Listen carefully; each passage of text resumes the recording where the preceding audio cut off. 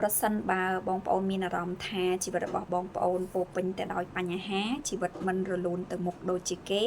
បងប្អូនអាចសាកពិនិត្យមើលការសែបគប់របស់យើងបន្តិចទៅមើល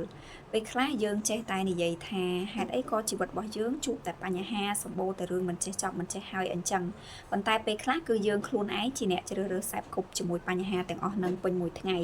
មិនចំពោះតែជាមួយមនុស្សជុំវិញខ្លួនរបស់យើងនោះទេ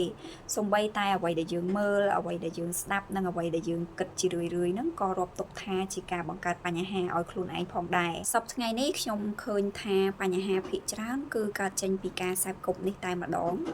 មិនថាចំពោះកូនក្មេងមនុស្សវ័យកណ្ដាលឬមនុស្សវ័យចាស់នោះទេនៅពេលដែលគាត់ចាប់ផ្ដើមនៅក្បែរមនុស្សប្រភេទណាឬក៏គាត់ចាប់ផ្ដើមរើសមើលមាតិកាណាមួយជាញឹកញាប់ហ្នឹងគឺគាត់មានទំនោរធ្វើតាមមនុស្សប្រភេទហ្នឹងឬក៏មាតិកាដែលគាត់មើលនឹងតែម្ដងហើយមាតិកាសប្តាហ៍ថ្ងៃវាសម្បូរបែបខ្លាំងមែនតែនពិសេសគឺពាក់ព័ន្ធជាមួយនឹងមាតិកាបែបបំពុលសង្គមហ្នឹងឃើញថាមានច្រើនជាងប្រភេទមាតិកាបែបអប់រំដោយសារតែមនុស្សភាគច្រើនមានទំនោរចូលចិត្តមើលអ្វីដែលសបាយមិនសូវជាចូលចិត្តមើលអ្វីដែលផ្ដោតទៅលើការគិតពិចារណានោះទេហើយដូច្នេះហើយទៅបានជាវីដេអូប្រភេទហ្នឹងវា viral ខ្លាំងជាង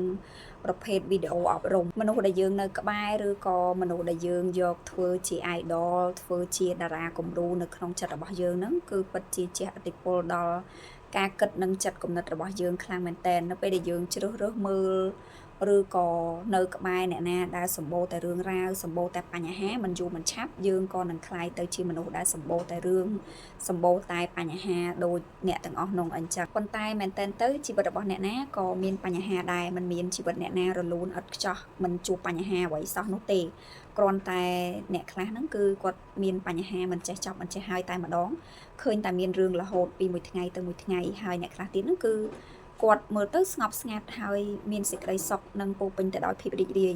ប៉ុន្តែតាមពិតទៅជីវិតគាត់ក៏ជួបបញ្ហាដែរគ្រាន់តែគាត់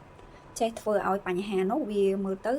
មិនប៉ះពាល់ទៅដល់ការរស់នៅប្រចាំថ្ងៃរបស់គាត់តែប៉ុណ្្នឹងឯងចុងបញ្ចប់ប្រសិនបើបងប្អូនចង់ផ្លាស់ប្ដូរជីវិតរបស់ខ្លួនឯងចង់កាត់បន្ថយរឿងរ៉ាវឬក៏បញ្ហាផ្សេងនៅក្នុងជីវិតរបស់យើងធ្វើឲ្យជីវិតរបស់យើងប្រសើរជាងមុនហ្នឹងវាមិនមែនជារឿងលំបាកនោះទេបញ្ហាវានៅត្រង់ថាការជ្រើសរើសរបស់យើងនេះឯងប្រសិនបើយើងចង់ឲ្យជីវិតរបស់យើងផ្លាស់ប្ដូរប៉ុន្តែយើងនៅតែជ្រើសរើសសែបគប់មនុស្សដដែលជ្រើសរើសមាតិកាដែលធ្វើឲ្យយើងខាតពេលវេលាដដែលជ្រើសរើសមើលអ្វីដែលមិនធ្វើឲ្យយើងរីកចម្រើនដដែលនោះជីវិតរបស់យើងវាគឺនឹងនៅតែដដែលវានឹងគ្មានអ្វីផ្លាស់ប្ដូរនោះទេហើយបញ្ហាក៏នៅតែកើតឡើងដដែលដូចគ្នា